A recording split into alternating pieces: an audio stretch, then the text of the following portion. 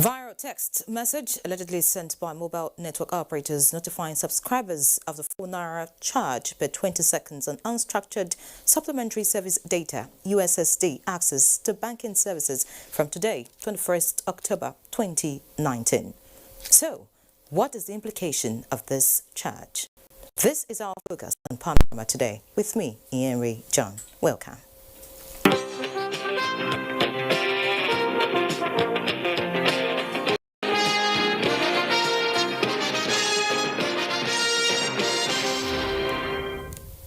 President Muhammadu Buhari will part of mandate to participate in the 3-day Russia-Africa Summit in Russia from October 23rd to 25th with a focus on exploring and expanding opportunities in security, trade and investment, science and technology and gas production. In a statement by the Senior Special Assistant to the President on Media and Publicity, Garba Shehu, the President during the summit will meet with President Vladimir Putin of Russia to further strengthen relations in security, trade and investment and build partnership that will enhance Nigeria's huge gas potential following Russia's remarkable success in gas exportation. The summit is expected to bring fresh perspectives on some global issues and challenges, including nuclear technology, energy, development, agriculture, infrastructure and development. An African Business Forum, which will bring together African and Russian business leaders, will be held during the event to enhance Russian investment in Africa and promote African business interest in host country. Shomari appeals to very bail conditions. Cancelled convener of the Revolution Now protest, Omoyele Sowore, has approached the Federal High Court in Maitama, Abuja, seeking to have the conditions attached to Showore's bail varied. Sowore had been unable to perfect the bail conditions given by the court. Justice Ijoma Ojukwu had, on the 4th of October 2019, granted a 100 million naira bail to Sowore with 2 sureties. The sureties were required to deposit 50 million naira with the court registry, among other bail conditions. His co-accused Olawale Bakari was granted 50 million naira bail with 2 sureties. Their inability to meet the bail conditions prompted their counsel, Femi Falana Estian, to seek the amendment. Sowore and Bakari are facing charges of treasonable felony and causing insult to the president. Charges filed against them by the Department of State Security, DSS. They pleaded not guilty to the charges. Moving on, Information and Culture Minister Lai Mohammed has assured that no amount of attacks, sponsored or otherwise, will stop implementation of the approved presidential recommendations to inject sanity into the nation's broadcast industry. The minister gave this reassurance in Lagos at an interactive session with members of the online publishers. Anthony Forsen reports. As I speak, plans are ongoing to launch more coordinated attacks with a view to truncating the implementation of the approved recommendations. Let me be straight. No amount of attacks, sponsored or otherwise, will stop the implementation of the approved recommendations. Information and Culture Minister Lai Mohammed explaining the reason behind the federal government's desire to inject sanity into the nation's broadcast space. The minister said since the inauguration of the 7-man committee saddled with the responsibility of implementing the presidential recommendation, which will ensure the independence of the National Broadcasting Commission, review the commission's code to reflect the upward review of sanctions against broadcast outfits that breach the code. He maintained that it is in the interest of the corporate existence of the country. Only patriots and anarchists will kick against measures aimed at putting an end to fake news and hate speech, especially in our broadcast industry. Only those who are guilty should be afraid of the efforts to sanitize the broadcast industry. Responsible broadcasters have nothing to fear. This is not a move to stifle free speech or gag anyone, for purveyors of fake news and hate speech should not expect to sleep easy. On the need to dismantle monopoly in the industry, Lai Mohammed said it is to create a level playing field for creativity. He enjoined members of the Online Publishers League to remain in vanguard of efforts to tackle fake news and hate speech. In Lagos, Anthony Fosun, NTA News.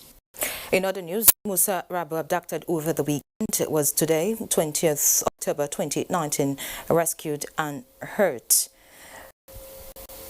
Musa Rabu, abducted over the weekend, was yesterday, 20th October 2019, rescued and hurt. The officer was successfully rescued this evening by a combined team of police operatives with Kaduna, Niger and Zone 7 Command Headquarters, Abuja, backed up by members of the elite special forces of the NPF. In a statement by DCP Frank Mba, Force Public Relations Officer, Force Headquarters, said 2 ill suspects have been arrested in connection with the incident and investigation into the incident is ongoing. In continuation of the offensive against bandits and other criminal suspects in Kaduna, combined troops of Operation Thunder Strike, Operation Bell Punch and 312 Artillery Regiment at the weekend with 2 bandits' camps in Chikun local government area to destroy the remnants of bandits and their camps. During the operation, the troops destroyed the 2 camps used by the bandits to perpetrate their activities. One of the bandits was neutralized while 1 AK-47 rifle, 3 motorcycles, 2 mobile phones and a sum of 5,000 naira recovered. The attention of the Federal Ministry of Communications has been drawn to the viral text message allegedly sent by the mobile network operator MTN Nigeria and other mobile operators notifying subscribers of a 4 naira charge per 20 seconds on USSD access to banking services from the 21st of October 2019. A release from the Office of the Minister of Communications says the minister is unaware of this development and has directed the sector regulator, the Nigerian Communications Commission, NCC, ensure that operators suspend such plans until the minister is fully and properly briefed. We are not part of it. We will oppose it till they revert back to status quo. Those were the words of the governor of the Central Bank of Nigeria, Godwin Emefiele, in his reaction to the charges imposed by a telecom company in Nigeria on USSD transactions in banks. Chimaobi Walter Nigeria reports that the governor was speaking while briefing journalists on the outcome of the IMF World Bank meetings in Washington. Months ago, I held a meeting with some telecom companies as well as the leading banks in Nigeria at Central Bank Lagos. And the issue of the cost of USSD came up. I think I understand it's not actually 4 naira. Here is 1,500 naira per minute. I appeal to them that they should please indeed review this downwards. And they refuse. I understand almost about 3-4 weeks ago, rather than even reducing, they went ahead and increased it from 1,500 to 4,500, 300%. I opposed it. On other issues, the Governor, Central Bank of Nigeria, Godwin Emefiele, said the IMF and World Bank were impressed with Nigeria's monetary policies, but emphasized the need for a preemptive attempt and support for economic activities by monetary and fiscal authorities to quench the impact of the projected economic slowdown for 2020. He further pointed out that vulnerabilities as a result of rising degrees of debt levels and increased reliance on external borrowings from low-income countries should be discouraged. The meeting also cautioned that the projected growth pickup in the emerging market areas and the Eurozone areas indeed could be elusive and further compound the growth problem even in 2020. Godwin Emefiele further noted that the border closure will help grow local industries and ensure mutual respect among neighboring countries in the region and further engender job creation along value chains in Nigeria, and therefore advocated the need for stringent measures to be put in place to ensure total compliance by importers to regulations. In Washington, D.C., I'm Chimaobi Walter Nigeria.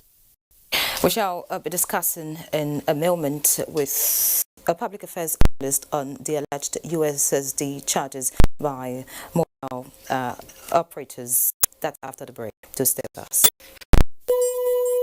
The struggle for independence had been a long and tough one. Our founding fathers and compatriots sacrificed their comfort and even shed their blood. We cannot at this point in history afford to spirit away their sacrifices for immediate but temporary gains of today. Let us emphasize what unites and not what divides us. Working for the unity of purpose with a stronger vision for a better tomorrow. NTA, growing with the nation. Together, no matter where you come from, no matter your religion, we are one. Let's live together. Let's not fight each other. Let us one. It doesn't matter where you come from. Tribe or religion, man, woman or child. It doesn't matter who you are. Put Nigeria first. No matter where you come from, no matter your religion, we are one. Let's live together. How can we develop? We're always in crisis. Families have become refugees in their country. No matter our differences, show some understanding. No matter where you come from, no matter your religion, we are one. Let's live together. Nigeria, the only country we can train with remarkable potentials to excel. Let us believe in ourselves and change our attitude for the sake of our country and generations unborn. Let us revive our cultural values with our essence as a nation. Let us renew the spirit of patriotism and hope in our dear country. Do not take or give bribe. Be punctual always. No more African time. We can't expect to be global citizens and operate on African time. Join the queue. Insist that people are attended to on a first-come basis, no matter who they are or where they come from. Nigeria, good people, great nation.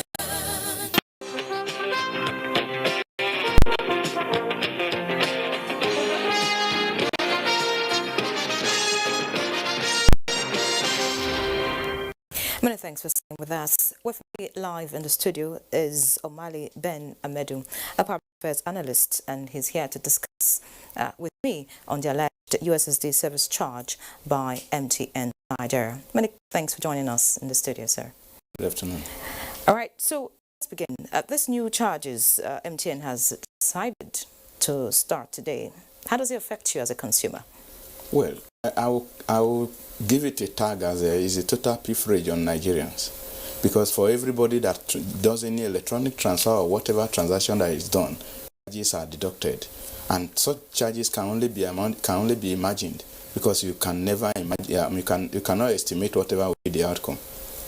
So let's give a scenario now. Assuming you are about to do a transfer on your phone to maybe a friend or to your sibling or whoever, how many minutes do you think it will take you to do that transfer successfully? It will take an average. It depends on how fast you are with your transaction, how you are at the phone. It will take an average of 5 minutes, and those 5 minutes at 4 naira means it's for 20 seconds. Now they're saying they will charge you 4 naira for each 20 seconds. So yeah, for 20 seconds is 4 naira. Yeah. So it means in every 20 seconds, for you who does it at an average of about 5 minutes, it's already amounting to so much money. And you can imagine only the number of Nigerians who are involved in a financial transaction with the bank, with the banks using their phones in a minute. It's outrageous. It means even within a minute or 5 minutes a day, they could generate over 1 billion naira. It's outrageous. Wow. Already, we know that the banks are charging us for such transfers. Yes. Now, if the banks are charging, say, between 50 to 70 naira, now the mobile network operators intend to start charging us. So how much do you think consumers like us would be spending to do this transfer, which they say it's very important, because I know that the Central Bank of Nigeria is insisting that we, do transfers online and all that, in transfers instead of going to the bank, because they're charging us if we go to the bank. Now, look at these extra charges. How much do you think it would cost the consumers now? The minimum charge you can consider now is about 100 naira. And for 1 million Nigerians, it's 100 million naira. And by estimate, we understand that in Nigeria now there are about 100 million Nigerians who are on network. And because banking has been brought to the very core level that everybody is involved, that's an average of 1 billion naira already, like I said. It's outrageous, and I call it, I think it's a corporate impunity that they are practicing in Nigeria. Corporate impunity. Yes. Now, what do you think should be done? Because I know that some Nigerians are saying that the relevant financial and communication authorities should send a strong warning, to these network service provider, concerning this. In your own words, what do you think should be done? Like I said, this corporate impunity, it means they are already underrating Nigerian government, no matter what the government tries to put on ground. But warning at this time, there will be outright punishment to them, because in law, what you regard as a lack of knowledge is what Nigerians call ignorance. Ignorance means it's from the word ignore. It means deliberately refuse to obey the laws. That's what the communication outfits are doing. It's outright disregard of Nigerian policies. All right. So, outright disregard of Nigerian policies. What do you think the government should do? The government should. It's gone beyond warning, like I said. It's outright stoppage of whichever operator that is on, because it's an abuse of the government procedure of how to put the economy in order. Pilferage, drainage in the pockets of every Nigerian who uses the phone and uses the bank. It means only God knows how much they are calculating and they are making from Nigerians arbitrarily, and it is a total fraud. It should be taken with seriousness and not be taken for granted. For granted, exactly. All right, thank you so much for joining us, Mr. Omali Ben Amedu, a public affairs analyst. But just before you go, let me quickly ask you, yes, if your network provider sends you that message, would you continue to, do transfers with your phone, or you rather go to the bank? Eventually, it will mean people should return to the banks. And the banks will charge you at the end of the day. The banks will charge you, and the unfortunate thing about it is that it means they are now going to discourage Nigerians from patronizing the banks, because many people would like to store their money where they can use it physically, and it will also give room for criminality, because when they discover people are withdrawing from the bank, the criminals will now know that people are hiding money in their pockets and in their banks and in their boxes and in their houses and vehicles. That's why the result of it is like a boomerang. It's overspreading. Like it's disaster.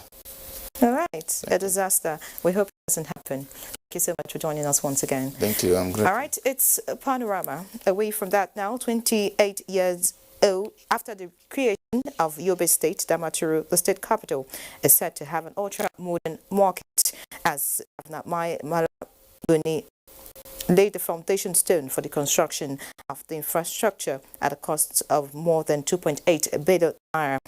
Yunusa Suleiman reports that this is part of government's resolve to provide a standard economic environment for the growth and development of the state. As Governor Mai Malabuni laid the foundation stone for the construction of an ultra-modern market in Damaturu, the state capital, residents trooped out to witness the epoch-making event, as this is happening 28 years after the creation of Yobe State and 43 years of Damaturu as a local government headquarters. The governor noted that the market to be constructed at the cost of more than 2.8 billion naira has 12-month completion period and will accommodate 600 open and locked shops, administrative building, police outpost, road and drainages, among other facilities. With the dilapidated and inadequate structures in the market and the urgent need to boost economic growth, we thought it is necessary for us to intervene at the state level, and this is exactly what we are doing right now. Apart from the one in Damaturu, Governor Buni said it is the result of his administration to construct modern markets in 6 major towns across the state to provide appropriate economic environment for buyers and sellers in Damaturu. Yunusa Suleiman, NTA News. The National Human Rights Commission has expressed serious concern over the proliferation of illegal detention centers across the country, saying that such centers must be closed to save their victims from further torture, inhuman and degrading treatments. A statement signed by the Director, Corporate Affairs Commission and External Linkages, Lambert Opara, says the Executive Secretary of the Commission, Tony Ojukwu, stated this in Abuja while reacting to the discovery of some illegal detention centers in some parts of the country. He further said the act of torture and all forms of inhuman and degrading treatment, and that whatever guise are clearly illegal, constitute human rights violations under the 1999 Constitution of the FRN as amended, as well as Convention Against Torture and other international treaties to which Nigeria is a signatory. Meanwhile, the Executive Secretary has directed the Commission's state coordinators in the Northwest to carry out in-depth investigations into the alleged illegal detention centers, including the case of the abducted children in Kano, in line with the Commission's mandate. The Executive Secretary also called on the Nigerian Police, Nigerian Security and Civil Defense Corps, as well as other relevant law enforcement agencies operating at the federal and state government levels to be more vigilant and fish out the perpetrators of these heinous crimes and ensure that they are diligently prosecuted in accordance with the law. The federal government has pledged its full support for the successful hosting of the 2019 All Africa Music Awards Africa as the country prepares to host the glamorous event in Lagos come November with the theme Feel Africa. Minister of Information and Culture, Lai Mohammed, made the pledge in a statement signed by his special assistant Segun Adeyemi in Lagos. The minister said AFA is one of the biggest awards for the music industry in Africa, and what the government has done in the past is to provide the enabling environment for the awards to take place by providing support services and backing it on record that the Afrima edition that have been hosted by Nigeria are among the most successful. Therefore, this year again, the federal government is ready to partner with Afrima professionally, give them the maximum support such as effective media coverage, and also help them in reaching out to other critical stakeholders. The minister added that stressing that part of the reasons is part of the reasons why Nigeria has successfully hosted the music awards is because the country has relaxed its visa regime with the visa on arrival policy. It has made it easier for people to come into the country. Afrima, which was first held in 2014, was established in collaboration with the African Union, AU, to reward and celebrate musical talents and creativity in Africa, as well as to promote African cultural heritage. The Nigerian National Petroleum Corporation, NNPC, says it will continue to deliver across the value chain of the oil and gas sector for the benefit of Nigerians. A release by the acting Group General Manager, Group Public Affairs Division of the NNPC, Samson Makoji, says the NNPC leads in the delivery of corporate social responsibility